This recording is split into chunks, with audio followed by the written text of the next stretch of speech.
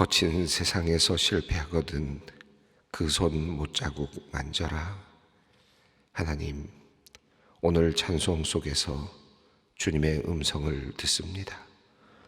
실패하여 좌절한 사람들, 어둠 속을 걸으며 어디로 갈지 모르는 이들, 무거운 죄의 짐에 눌려 신음하는 불쌍한 이들이 주님의 그 못자국 난 손을 붙잡게 하옵소서.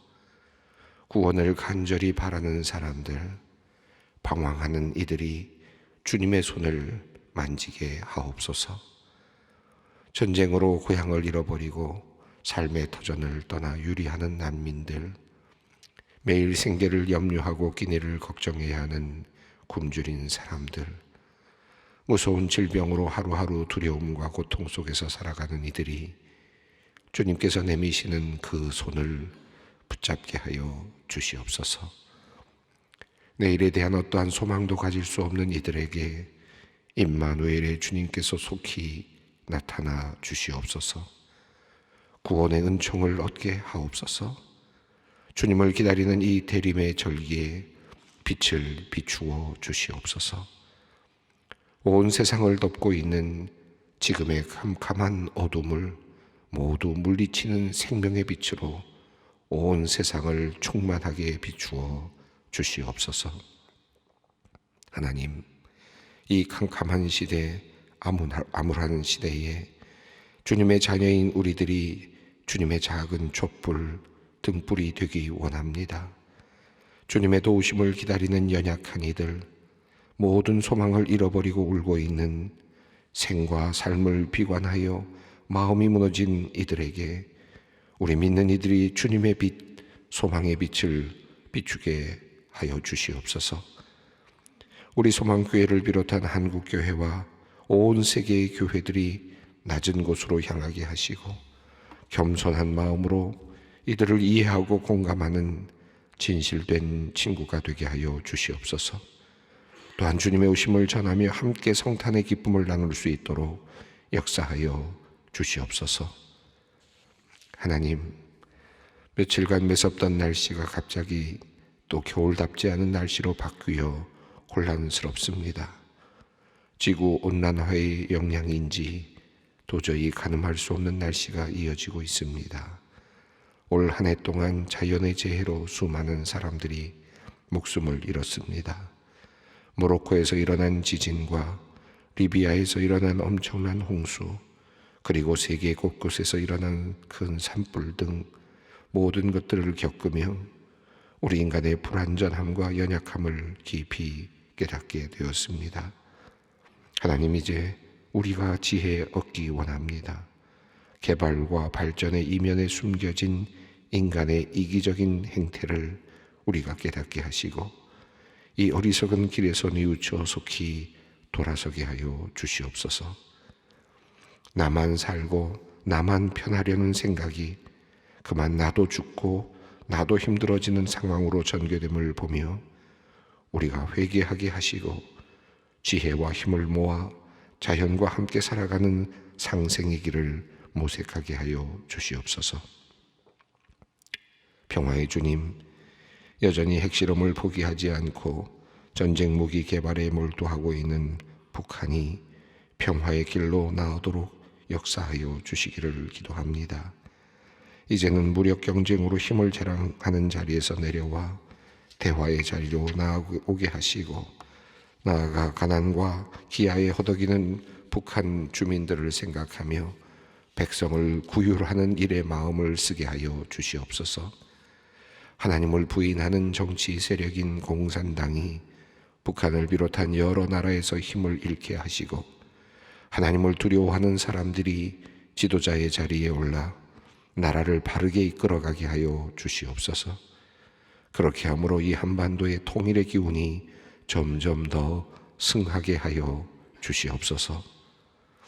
이스라엘이 남과 북으로 나뉠 때 여로보암과 북이스라엘이 우상을 숭배함으로 그곳을 떠나 하나님을 바르게 예배하기 위해 예루살렘으로 남으로 내려왔던 제사장들과 레위인들 그리고 거룩한 백성들을 이 시간 다시 생각합니다. 이 땅 한반도에서도 그와 비슷한 일이 일어났음을 신기한 마음으로 되돌아봅니다. 성전에 모여 바르게 예배하는 예루살렘의 백성들을 보시고 주님께서 르호보암과 유다를 축복하셨듯이 우리 남한의 백성들도 주님께서 크게 축복하여 주셨음을 깨닫습니다. 북에서 신앙의 자유를 찾아 남으로 내려와 이곳저곳에 교회를 세우고 날마다 새벽마다 기도하게 하신 하나님, 주님께서는 이 남한 땅에서 기도하며 예배하는 이들을 기쁘게 보아주셨으며 이 땅의 백성들에게 역사의 유례가 없는 놀라운 축복을 내려주셨습니다. 주님께 예배하는 백성에게 내려주신 하나님의 은혜였음을 다시 기억하며 마음에 새깁니다. 그러하오니 주님, 우리 이 백성이 주님을 떠나지 않기를 간절히 원하며 기도합니다. 번영과 발전이라는 하나님의 그 축복이 도리어 우리를 교만하게 만들어 주님을 떠나는 일이 일어나지 않도록 우리를 참다운 지혜로 이끌어 주시옵소서. 늘 나라를 위해 기도하는 민족 되게 하시고 주님 앞에 바르게 서는 나라가 되게 하여 주시옵소서. 지난 수요일 공동의회를 통하여 새로 임직받을 권사님들이 확정되었습니다. 이제 이번 주일에 이분들을 위한 권사 임직 예식이 있게 됩니다. 이번 주일 권사 임직을 앞두고 있는 신임 권사 후보자들을 위해 기도합니다. 모든 교육과 훈련을 마치고 기도로 준비하여 여기까지 왔사오니 주님께서 자원하는 마음을 주셨으며 직분을 사모하는 마음을 주셨음입니다. 이제 주님께 간구하옵니다. 권사로 안수받는 모든 분들이 주님의 귀한 뜻을 받들어 주님을 기쁘시게 하는 청지기들이 되게 하여 주시옵소서. 약속하신 성령님을 보내어 주시고 은사를 내려주셔서 귀한 사명을 잘 감당케 하여 주시옵소서. 주님께 봉사하는 동안 그 일에 집중할 수 있도록 모든 여건을 평탄케 하여 주시옵소서. 오늘 무릎 관절 수술을 받는 집사님을 위해 기도합니다. 지난 수술의 결과가 좋지 않아 재수술을 받게 되어 한편으로는 마음이 무겁습니다. 그러나 전능하신 주님 믿고 의지합니다. 주님께서 집도하는 의료진과 모든 환경을 주관하여 주셔서 한치의 오차도 없이 수술이 잘 진행되게 하여 주시옵소서. 수술 후 재활도 잘 이루어지게 하여 주셔서 건강한 무릎으로 주님 전에 나와 예배하게 하여 주시옵소서. 이제 생명의 말씀 앞으로 나아갑니다. 오늘 주시는 말씀 속에 살아계신 하나님의 뜻을 깨닫게 하시고 용기를 주시어 그 말씀 길을 따라 오늘 하루를 살아가게 하여 주시옵소서. 예수님의 이름으로 기도드립니다. 아멘. 오늘 우리에게 주시는 말씀입니다. 역대하 12장 1절로 12절 말씀, 역대하 12장 1절로 12절 말씀 함께 봉독하겠습니다.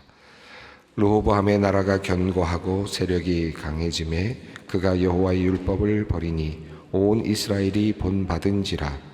그들이 여호와께 범죄하였으므로 르호보암 왕 제5년에 애굽 왕 시삭이 예루살렘을 치러 올라오니 그에게 병거가 1200대요 마병이 6만명이며 애굽에서 그와 함께 온 백성 곧 리비아와 숫과 구스 사람이 헤아릴 수 없이 많더라. 시삭이 유다의 견고한 성읍들을 빼앗고 예루살렘에 이르니 그때에 유다 방백들이 시삭의 일로 예루살렘에 모였는지라. 선지자 스마야가 르호보암과 방백들에게 나와 이르되 여호와께서 이같이 말씀하시기를 너희가 나를 버렸으므로 나도 너희를 버려 시삭의 손에 넘겼노라 하셨다 한지라. 이에 이스라엘 방백들과 왕이 스스로 겸비하여 이르되 여호와는 의로우시다 하매 여호와께서 그들이 스스로 겸비함을 보신지라. 여호와의 말씀이 스마야에게 임하여 이르시되 그들이 스스로 겸비하였으니 내가 멸하지 아니하고 저희를 조금 구원하여 나의 노를 시삭의 손을 통하여 예루살렘에 쏟지 아니하리라. 그러나 그들이 시삭의 종이 되어 나를 섬기는 것과 세상 나라를 섬기는 것이 어떠한지 알게 되리라 하셨더라. 애굽 왕 시삭이 올라와서 예루살렘을 치고 여호와의 전 보물과 왕궁의 보물 모두 빼앗고 솔로몬이 만든 금 방패도 빼앗은지라. 르호보암 왕이 그 대신에 노수로 방패를 만들어 국문을 지키는 경호 책임자들의 손에 맡김에 왕이 여호와의 전에 들어갈 때마다 경호하는 자가 그 방패를 들고 들어갔다가 경호실로 도로 가져갔더라. 르호보암이 스스로 겸비하였고 유다의 선한 일도 있으므로 여호와께서 노를 돌이키사 다 멸하지 아니하셨더라. 르호보암이 미련한 정책을 펴게 되었습니다. 결국 나라가 작아지는 그런 일이 일어나게 되었는데, 그 일은 이 성경이 말하는 바에 따르면, 특별히 역대기가 또 말하고 있는 내용에 따르면 그 일은 사실은 솔로몬으로부터 비롯되었다라고 하는 사실이었습니다.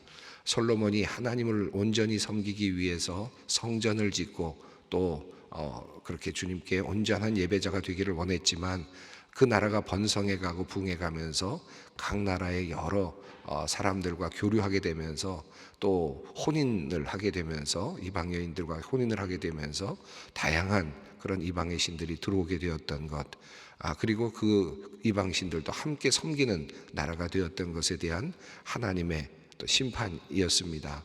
자, 이로 인해서 나라가 약해졌습니다. 그런데 우리가 지난번에 읽었습니다마는 북에 나누어진 여로보암 통치 아래에 있는 그 백성들 중에서 하나님을 섬기지 못하게 됨으로써 이제 밑으로 내려와서, 남으로 내려와서 예루살렘으로 내려온 제사장들, 레위인들이 있었고 또 경건한 사람들이 있었다라는 것을 우리가 보았습니다. 그와 더불어서 그들이 이제 하나님을 바라보고 하나님께 예배하는 민족이 되어가는 것을 보면서 하나님께서는 이스라엘 백성들을 축복하셨다라고 하는 내용을 우리가 살펴봤습니다. 하나님께서 심판하실 때는 심판을 미루시기도 하고 또 조금 더 늦추시기도 하시는데, 이스라엘 백성들이 돌아왔을 때에는 정말 바로 하나님께서는 또 그것을 바꾸시고 또 그들에게 또 복을 내려주시고 그들을 번성하게 하시는 하나님의 자비로움을 우리가 볼 수 있었습니다. 자, 이렇게 함으로써 르호보암이 나라는 작아졌지만 그러나 이제 방어하는 상황으로 그렇게 나라의 구조가 바뀌는, 번성하고 뻗어나가는 그런 나라가 아니라 이제는 지켜야 되는 그런 구조로, 그리고 또 그 땅을 이제 견고하게 성을 짓고 그리고 그 나라를 보존해야 되는 그런 상황이 되었는데, 그럼에도 불구하고 하나님께서는 하나님을 섬기고 있는 르호보암에게 복을 내려주셔서 나라가 견고하게 해주셨다라고 하는 말씀을 우리가 읽었습니다. 근데 오늘 본문 말씀은 이제 그 나라가 견고하게 되면서 르호보암이 또 교만해지는 그런 모습을 우리가 본문 말씀을 통해서 배우게 됩니다. 앞선 말씀에서 3년 동안 하나님께서 그렇게 부흥하는 그런 번성의 시간을 주셨다라고 했는데, 그만큼의 기간 동안만 르호보암이 하나님을 붙잡고 하나님을 의지했다라고 할 수 있겠죠. 자, 이제 르호보암 시대에 이제 그가 교만해지면서 어떤 일이 일어났는지 1절 말씀이 우리에게 말씀합니다. 함께 읽겠습니다. 르호보암의 나라가 견고하고 세력이 강해짐에 그가 여호와의 율법을 버리니 온 이스라엘이 본받은지라. 여기 보면 르호보암의 나라가 견고하고 세력이 강해졌다 이렇게 되어 있는데, 보통 우리가 성경에서 하나님께서 르호보암의 나라를 견고하게 하셨다 이런 표현으로 이렇게 보통은 되고 있고, 또 앞선 본문에도 그런 내용이 나오는데, 여기서는 르호보암의 나라가 강해졌고 견고해졌고 세력이 강해졌다. 르호보암이라고 하는 사람이 중심이 되고 있고 그 나라라고 하는 이런 중심이 되면서 벌써 이미 이 표현법 자체가 르호보암을 중심으로 르호보암의 어떤 교만, 내 나라, 르호보암의 나라라고 하는 이런 의미가 좀 더 강조되고 있는 것을 보게 됩니다. 자, 르호보암의 나라가 견고해지자 르호보암은 이것이 자기로부터 말미암았다, 자기가 잘했다고 생각을 했는지도 모르겠습니다. 또 하나님이 필요 없는 그런 하나님의 도우심이 절실하지 않은 상태가 되었다라고 할 수 있겠습니다. 자, 그러자 그는 여호와의 율법을 버렸다 이렇게 말합니다. 성경은 이렇게 말합니다. 그 왕이 그것을 버리자 온 이스라엘이 그것을 본받았다 이렇게 성경은 말씀합니다. 자, 르호보암이 하나님의 율법을 버렸고, 그리고 온 이스라엘이 역시 마찬가지로 르호보암을 따라서 하나님의 율법을 버렸다라는 것입니다. 이것은 하나님 앞에서 범죄였죠. 2절은 그 사실을 다시 말합니다. 함께 읽습니다. 그들이 여호와께 범죄하였으므로 르호보암 왕 제5년에 애굽 왕 시삭이 예루살렘을 치러 올라오니. 자, 르호보암이 이제 왕이 된 지 5년째가 되던 해에 애굽 왕, 이집트의 왕 시삭이 예루살렘을 치러 올라왔습니다. 그 왕성했던 이 나라가 애굽까지도 무역을 하고 또 문물을 또 왕래하고 또 많은 것들을 얻어왔던, 또 그리고 그렇게 뻗어나갔던 그 나라가 이제 축소되었을 뿐만 아니라 이 외국 주변 국가들로부터 이제 공격을 당하는 상황이 되었는데, 애굽 왕이, 이집트 왕이 이제 예루살렘을 치러 올라오는 내용입니다. 그 규모가 3절에 나오는데 함께 읽습니다. 그에게 병거가 1200대요 마병이 6만 명이며 애굽에서 그와 함께 온 백성 곧 리비아와 숫과 구스 사람이 헤아릴 수 없이 많더라. 수많은 군사를 거느리고 정예 군사와 더불어서 또 외국 아마 용병들이겠죠. 용병들까지 거느리고 그렇게 애굽 왕 시삭이 이렇게 침입을 하게 되었습니다.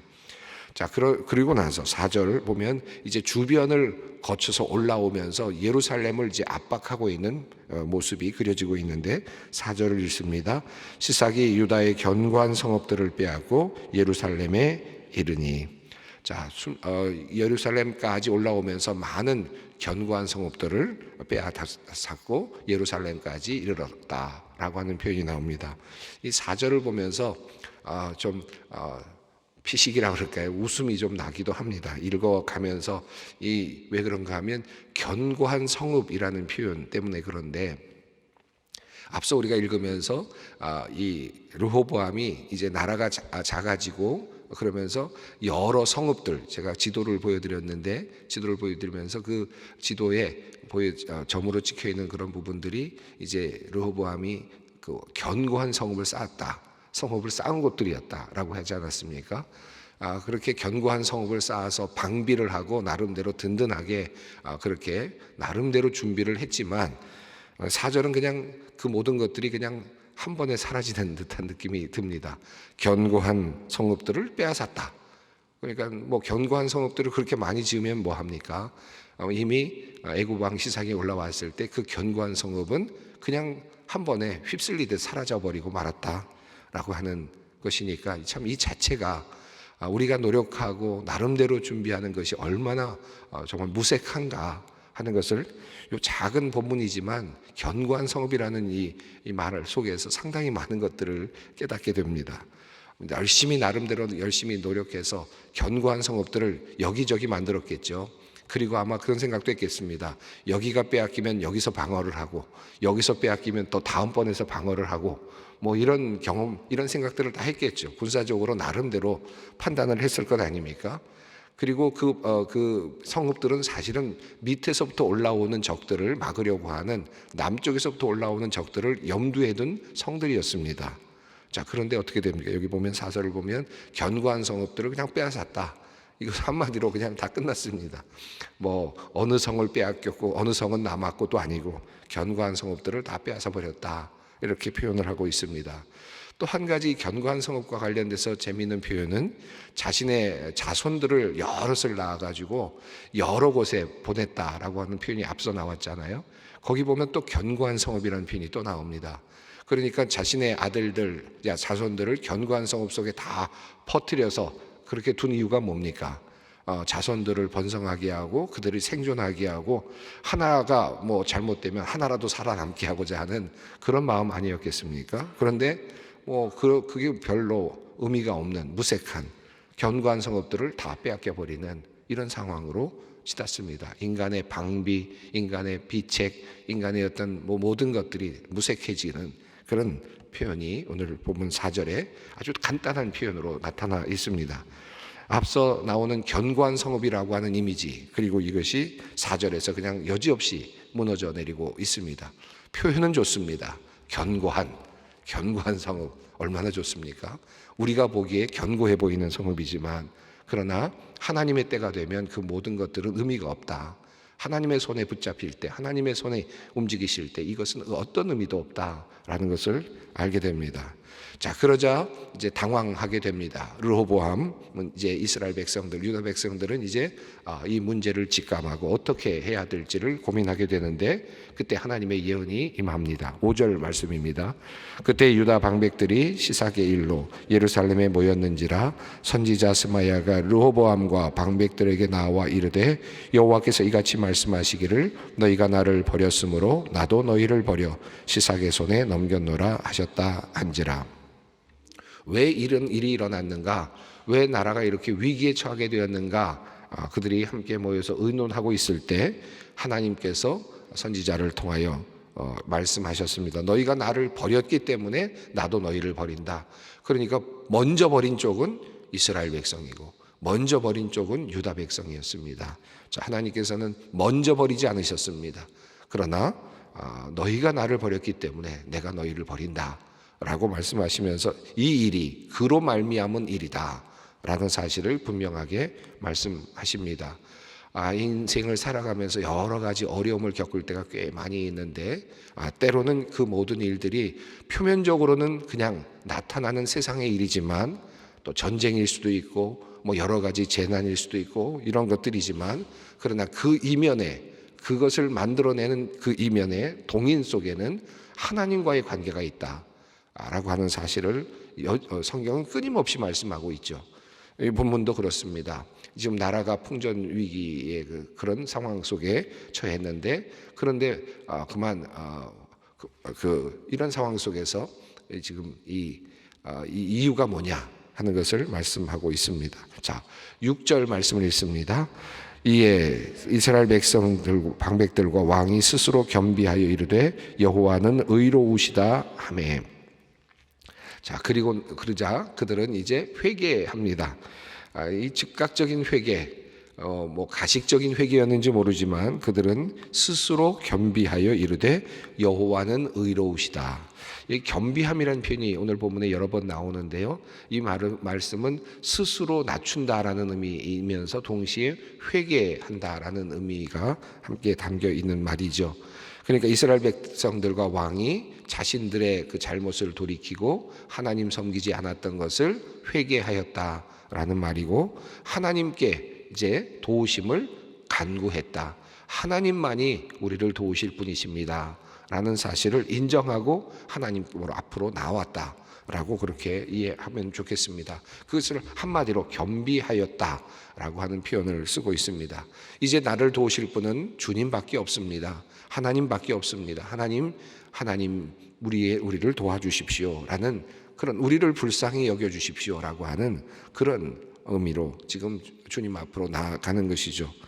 자, 그런데 이들이 가식적으로 그랬는지 잘 우리가 정확하게 알 수 없지만 그들이 겸비하여지자 하나님께서는 그 겸비하여진 모습을 즉각적으로 보시고 즉각적으로 반응을 하십니다. 7절 말씀입니다.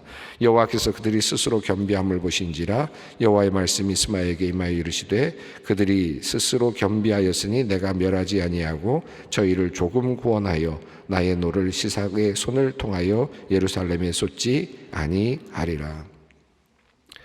겸비하여지고 하나님을 찾자, 하나님 앞으로 나아가자. 그러자 하나님께서는 즉각적으로 다시 은혜 모드로 바꾸십니다.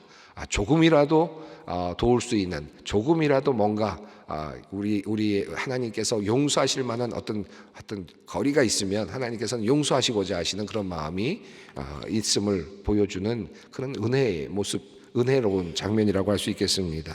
자, 겸비함을 보시자 하나님께서는 이제 그 겸비함을 내가 보았다라고 말씀하시면서 내가 그들을 멸하지 않겠다. 여기 재미있는 표현이 나오는데 조금 구원하겠다라는 표현이 나옵니다. 이 조금 구원한다는 말이 참 의미가 심장합니다.